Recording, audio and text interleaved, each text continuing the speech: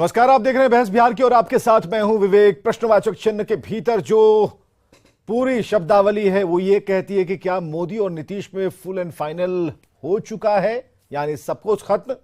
क्योंकि बार बार एक डायलॉग को बराबर रिपीट कर रहे हैं नीतीश कुमार, और इधर बीजेपी की तरफ से आवाजें आनी शुरू हो गई कि तीसरी बार आपको यही डायलॉग रिपीट करने के लिए मौका नहीं देने वाले हैं। सबसे पहले बात कहां से शुरू हुई और कहां पर आकर खत्म हुई, और दोनों बयान जब मिल गए तो फिर एक नई बात शुरू हो गई। सबसे पहले दिन की दिनचर्या में शामिल जो बड़े बयान थे वो हम आपके सामने रख रहे हैं। मर जाना कबूल है, उनके साथ जाना हमको कभी कबूल नहीं है। यह अच्छी तरह जान लीजिए, समझ लीजिए, सब बोगस बात है। काहे के लिए बोल रहा है? इतना हिम्मत करके फिर मेहनत करके लाला करके हमको किया, क्या क्या कर दिया था ये बिना मतलब का। इनके पिताजी पर सब पर केस फेस करके क्या कर दिया था, अब बिना मतलब का हमको ही करके। और उसके बाद फिर जो हम लोग खत्म किए, तब फिर कुछ करने के चक्कर में कि इन लोगों को कैसे इधर से उधर करे, यही सब चक्कर में, समझ गए ना। इन लोगों को नुकसान है बिना मतलब का। हम कोई चीज के ये नहीं है। आजकल ऐसा चला देता है ना कि हम क्लेमेंट है कोई चीज, हम कुछ के क्लेमेंट नहीं। आदरणीय प्रधानमंत्री जी, अमित शाह जी, राष्ट्रपति, सभी लोगों ने स्पष्ट कर दिया है कि किसी भी हालत में नीतीश कुमार के साथ, जनता दल के साथ अब कोई भविष्य में गठबंधन नहीं हो सकता है। जिस व्यक्ति ने केवल बीजेपी को धोखा नहीं दिया, बिहार के जनादेश को धोखा दिया, नरेंद्र मोदी को धोखा दिया, उस व्यक्ति के साथ अब इस जिंदगी में कोई समझौता नहीं हो सकता है। और देखिए, वो तो अब एक लायबिलिटी हो गए, एक बोझ हो गए। समझौता करता जिसके पास ताकत होती है, उनकी तो वोट ट्रांसफर करने की क्षमता खत्म हो गई। तो इसलिए अब नीतीश कुमार में दमखम खत्म हो गया। चलिए सीधे आपका परिचय कराना चाहेंगे। आज की डिबेट में हमारे साथ एजाज अहमद होंगे, प्रवक्ता आरजेडी से। बहुत स्वागत है एजाज अहमद जी। प्रेम रंजन पटेल जी, प्रवक्ता बीजेपी से, बहुत स्वागत है। अभिषेक झा, प्रवक्ता जेडीयू से, आपका भी बहुत बहुत स्वागत है। डॉक्टर संजय कुमार, राजनीतिक विश्लेषक, हमारे साथ एक लंबे अरसे के बाद दिख रहे हैं, बहुत बहुत स्वागत है डॉक्टर संजय आपका भी। मोदी और नीतीश में फुल एंड फाइनल हो गया क्या? क्योंकि जिस तरीके की तलखी बढ़ी, जिस तरह की बातें कही जाने लगी, नीतीश एक बार को कई बार कह रहे हैं, हर बार कसम खाते हैं, कस्में टूट जाती हैं, फिर ये कहा जाता है कि कस्में तो खाई जाती हैं तोड़ने के लिए। तो क्या हम समझें कि राजनीति में जो कहा जाता है, बहुत बड़े बड़े पहुंचे लोगों के जुबान से हमने सुना है कि संभावनाओं का खेल है। तो डॉक्टर संजय, सबसे पहले आपसे शुरू करते हैं, कितनी संभावनाएं इसमें दिखती हैं? आज की डिबेट का जो शीर्षक है उसमें संभावना दिखती है क्या? पूरी संभावना दिखती है, और संभावनाओं पर बात इसलिए की जाती है कि सैद्धांतिक तौर पर तो लोग बोल देते हैं, लेकिन जब व्यवहारिक धरातल पर चीजें कुछ और दिखने लगती है तो फिर उस तर्कों के हवाले से उसको पाटने की कोशिश करते हैं। नहीं, उस समय तो हम इस वजह से, इस फ्लो में मैं बोल दिया था। क्या करते, एक तरफ से चुनौती मिल रही थी तो मैं क्या कहता कि मैं उनके साथ जाऊंगा। मैंने भी कहा कि हाँ ठीक है, या छोड़िए उन बयानों को, अब कल की बात पुरानी, हम नए युग में आ गए हैं, नई कहानी लिखी जाएगी, नई इबारत लिखी जाएगी। इसलिए राजनीति में इस तरह के बयानों का अब कोई मतलब नहीं है। ठीक है, भाजपा कह रही है कि भाई हमने गृह मंत्री से बात कर लिया, हमने अध्यक्ष से बात कर लिया, सुशील मोदी जी कह रहे हैं कि प्रधानमंत्री जी ने भी सहमति दे दी, हम गठबंधन नहीं करेंगे। राजनीति में गठबंधन करना और गठबंधन नहीं करना, क्या जनता की इजाजत लेके आप करते हैं क्या, या गठबंधन आप करते हैं सत्ता का समीकरण साधने के लिए? तो सत्ता का समीकरण जिस रास्ते से होकर के गुजरता है, गठबंधन का रास्ता भी वहीं तय होता है। एक पब्लिक डोमेन वाली बात है, पब्लिक डोमेन वाली बात डॉक्टर संजय, जरा इससे भी एक्सप्लेन जरा कर ही दीजिए कम शब्दों में। ये भरोसे वाली बात होगी ना, नीतीश पर इकबाल, नीतीश पर भरोसा, नीतीश जो कहते हैं वो करते हैं। नीतीश को आपने सभी ने देखा है कि नीतीश जो कहते थे वो करके उन्होंने दिखाया। लेकिन पॉलिटिकली जिस रास्ते पर वो चलते हैं, जो वो कहते हैं, जितने दमदार तरीके से या वो सदन में कहते हैं, वो चीजें इस मामले में, गठबंधन वाले मामले में बार बार बदलती रहती हैं। तो क्या ये भरोसा जो बीजेपी अब कह रही है कि नीतीश कुमार का भरोसा जो है अब खोता जा रहा है, लोग समझ रहे हैं कि नीतीश है क्या? नहीं, देखिए, उसके तो एक उदाहरण है सामने, और बीजेपी इससे वो साबित करने की कोशिश कर रही है कि जब हम गठबंधन में चुनाव लड़े थे तो हमारे पास वोट का परसेंटेज क्या था, और जब हम जेडीयू गठबंधन से अलग हो गए और जब बाई इलेक्शन हमने लड़ा तो हमारा वोट का परसेंटेज 42% चला गया, उस समय 17-18% था। इस तर्क से वो हवाले दे रही है कि नीतीश कुमार जी का जो ये था वो खत्म हो गया है, इकबाल खत्म हो गया है, वो जो वोट ट्रांसफर करने की क्षमता थी वो खत्म हो गई। भाजपा अब बैसाखी पर नहीं चलेगी, हम अपने दमखम पर अब चुनाव में जाएगी। ये कहने का हर पार्टी को अधिकार है, कह रही है, लेकिन फिर मैं कह रहा हूं कि पब्लिक डोमेन में भी जो कोई बातें कही जाती है उसके भी तर्क ढूंढ लिए जाते हैं। जब सत्ता, चाहे वो भाजपा कहें चाहे नीतीश कुमार जी कहें, जब एक परिस्थिति बनेगी और कहीं से भी एक दबाव का वातावरण बनेगा, भाजपा भी छोटी पार्टियों को मैसेज देने की कोशिश कर रही है कि भाई आप आइए हमारे साथ, या जो डिसिडेंट हैं उनको भी कह रहे हैं कि आइए, हम कभी भी नीतीश कुमार जी के साथ नहीं हमारे साथ प्रेम रंजन पटेल जी हैं। कितनी संभावना है पटेल जी? कह तो दिया आप लोगों ने भी, तीसरी बार डायलॉग का मौका नहीं देंगे, लेकिन इस बार आपकी तरफ से भी जो डायलॉग आ रहा है उसमें नहीं मिलने की कस्में खाई जा रही हैं। कितना संभव होगा ये पॉलिटिक्स है? आप हमसे बेहतर समझते हैं। विवेक जी विवेक जी, इसके पहले जो ऐसे हम लोगों ने कभी नहीं कहा कि नीतीश कुमार को साथ नहीं लेंगे, लेकिन अब यह बात साफ हो गई है। हमारी केंद्रीय नेतृत्व ने कह दिया कि अब किसी भी कीमत पर नीतीश कुमार को साथ नहीं लेंगे, इसलिए कि नीतीश कुमार ने जिन्हें धोखा दिया है, नीतीश कुमार जी ने भारतीय जनता पार्टी को धोखा दिया। हमारे प्रधानमंत्री नरेंद्र मोदी, जो दुनिया के सबसे ज्यादा चर्चित व्यक्ति हैं, सबसे ज्यादा प्रभावशाली व्यक्ति हैं, सबसे ज्यादा देश के लोगों की चाहत के, इच्छा और आकांक्षा के प्रतीक हैं, उस आदमी के साथ धोखाधड़ी करने का काम किया, उनका अपमान करने का काम किया। इसलिए कि पिछली बार चुनाव में नरेंद्र मोदी जी ने, उन्होंने कहा था कि हमारे ऊपर भरोसा कीजिए और नीतीश कुमार को मुख्यमंत्री बनाइए, और उस भरोसे को तोड़ने का काम किया है। बिहार की जनता का भरोसा उसी पर मिला था, मोदी जी के नाम पर, और उस भरोसे को तोड़ना। अब न जनता इनके साथ है, न जनता मानने के लिए तैयार है। इन्होंने सबका जो ऐसे अपमान किया है, इस अपमान का निश्चित तौर पे भारतीय जनता पार्टी इस बार बदला लेगी। किसी कीमत पर इनके साथ कोई समझौता अब नहीं होने वाला। ठीक है, आपने इस बार, ये जेडीयू से सवाल है, ये भरोसे वाली बात है, बार बार एक ही चीज को रिपीट क्यों करना है? आज बीजेपी को नीतीश कुमार ने मौका दे दिया ना ये कहने का कि तीसरी बार डायलॉग बोलने का मौका नहीं देंगे आपको, यहीं पर बात खत्म। ताज्जुब होता है, हंसी भी आती है।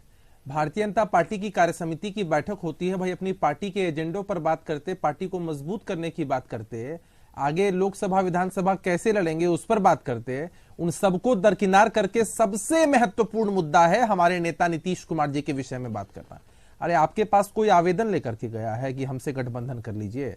नीतीश कुमार जी ने तो इतना स्ट्रांग मैसेज बिहार से दिया है कि हर जगह भारतीय जनता पार्टी ने तोड़ जोड़ करके सत्ता हासिल की है और बिहार से इनको सत्ता से बेदखल होना पड़ा है।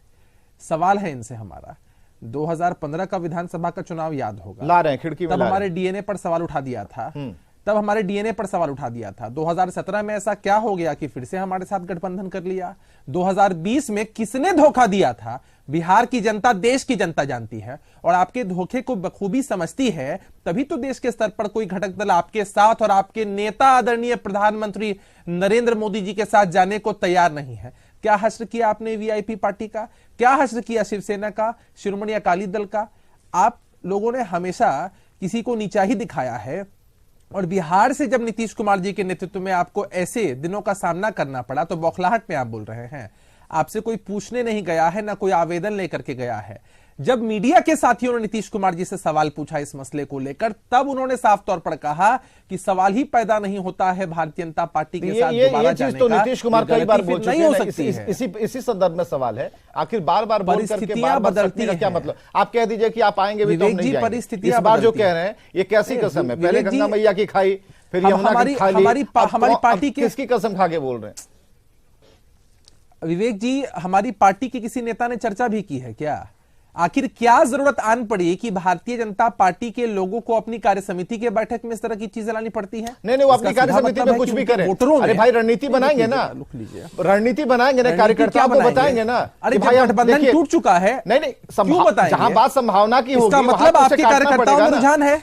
नहीं, मैं आपको बताता हूं, इनके कार्यकर्ताओं में, इनके जो सो कॉल्ड वोटर्स, जिनको ये अपना वोटर मानते हैं, हालांकि वोटर हमारे हैं, वो अपने वोटरों का रुझान अपनी तरफ करने के लिए, कार्यकर्ताओं में जोश भरने के लिए बातें कहते हैं, क्योंकि ये जानते हैं कि आज भी इनके कार्यकर्ताओं का, इनके वोटरों का रुझान जो है वो नीतीश कुमार जी। पटेल जी जवाब दीजिए। भाजपा खड़ी भी हुई है, तो ये सारी चीजें क्यों कहने की जरूरत ही क्यों पड़ी आपको? लाइए अभिषेक जी को भी लाइए। हमने कभी विवेक जी, हाँ, हमने तो कभी नहीं कहा था, इन्होंने कहा था 13 में हमने गठबंधन तोड़ा था क्या?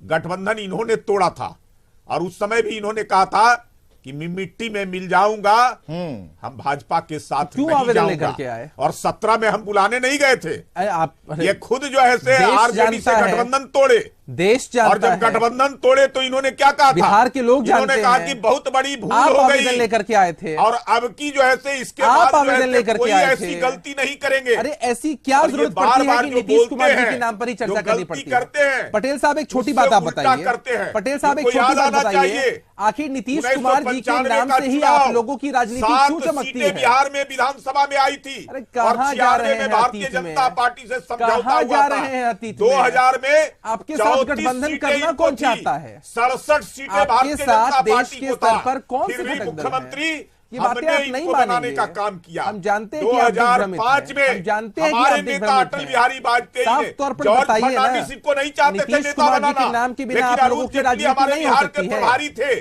और नीतीश कुमार जी का नाम आप लोग लेंगे, इसके बाद ही आपकी राजनीतिक गाड़ी आगे बढ़ेगी।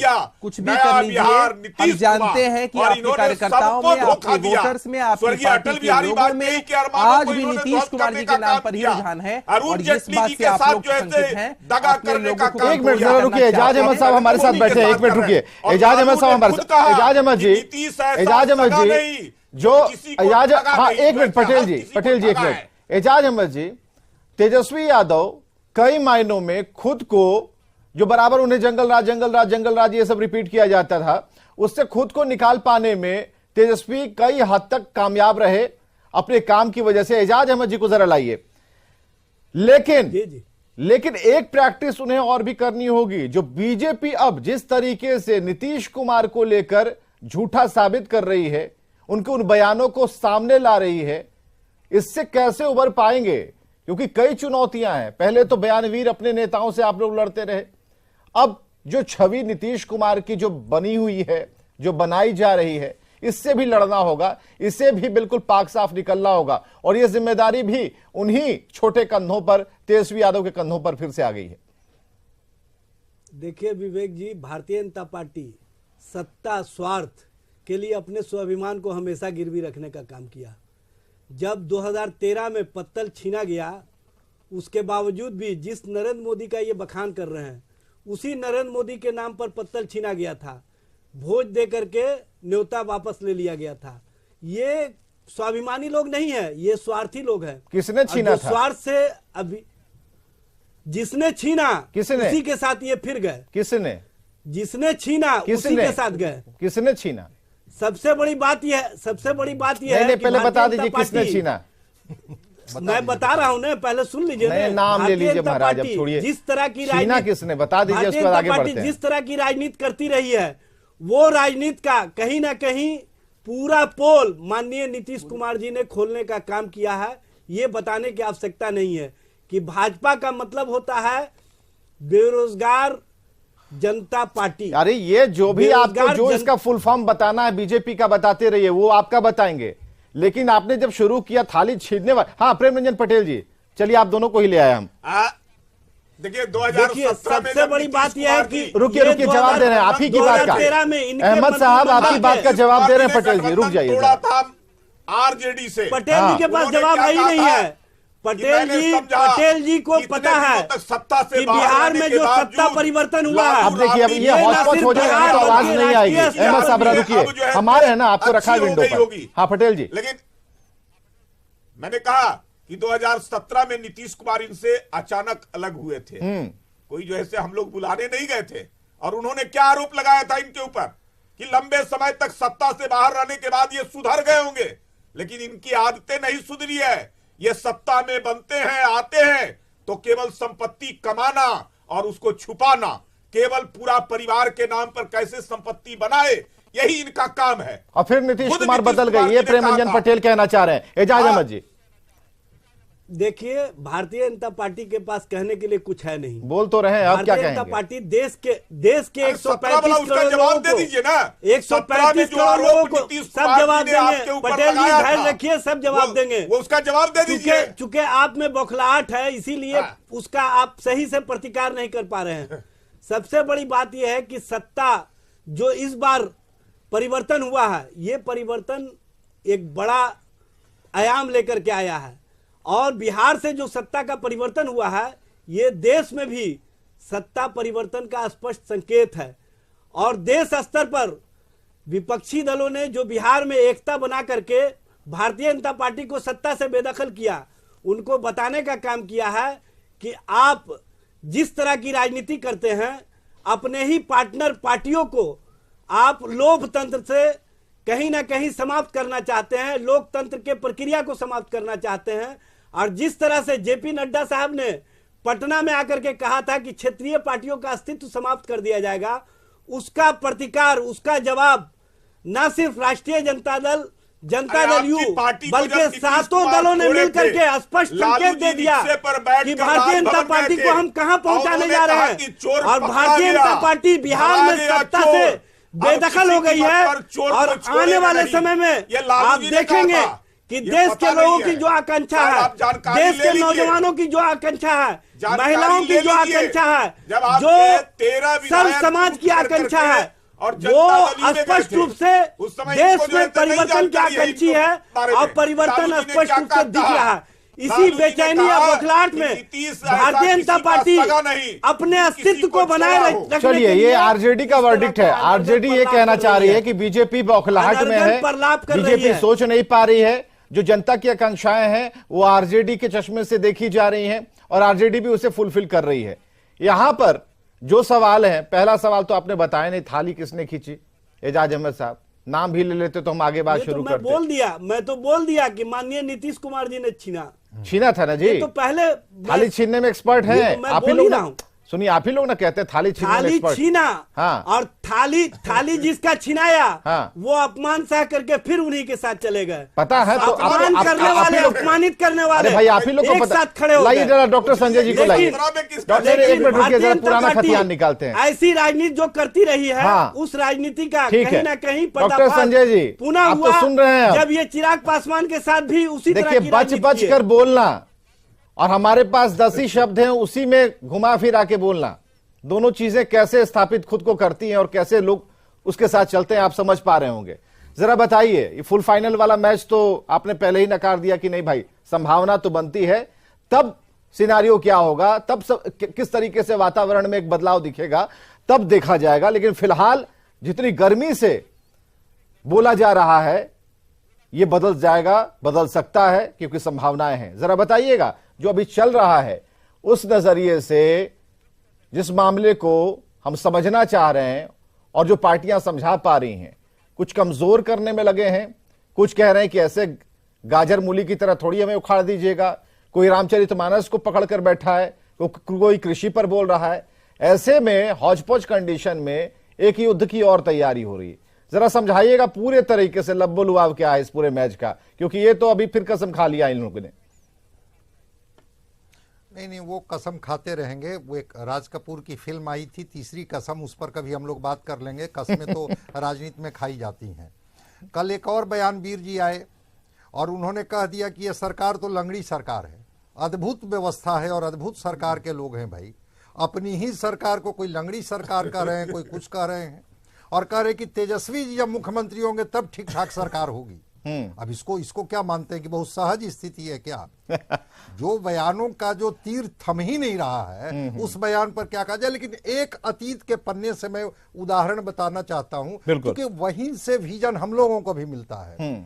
आपको याद होगा कि जब नरेंद्र मोदी जी और नीतीश कुमार जी की साझा तस्वीर हाथ मिलाते हुए जब ये आई थी मंचों पर, और नीतीश कुमार जी का जो गेस्चर था, नीतीश कुमार जी का जो रिएक्शन था, और वहां से थाली छीनने या थाली परोसने तक बात जाके पहुंच गई थी, लगा कि दूरियां इतनी बढ़ गई है कि अब वो दोनों सिरा को मिलना बड़ा मुश्किल है। लेकिन एक तस्वीर फिर आई जब योगी जी का वो ये हो रहा था, ओथ हो रहा था, और प्रधानमंत्री जी से नीतीश कुमार जी जाकर के जिस अंदाज में मिलते हैं, क्योंकि तस्वीरें झूठ नहीं बोलती हैं। हाँ। तो इन आधार पर मैं कह रहा हूं कि ठीक है, गुस्से में, प्रतिक्रिया में, एक आरोप प्रत्यारोप के लहजे में जो कुछ जो बोल जाए, लेकिन राजनीति में कहीं विराम नहीं होता है। रिश्ते बचे रहते हैं, रिश्ते का लॉजिक ढूंढ लिया जाता है, उसके कारण ढूंढ लिए जाते हैं। और अभिषेक जी की एक बात से मैं सहमत हूं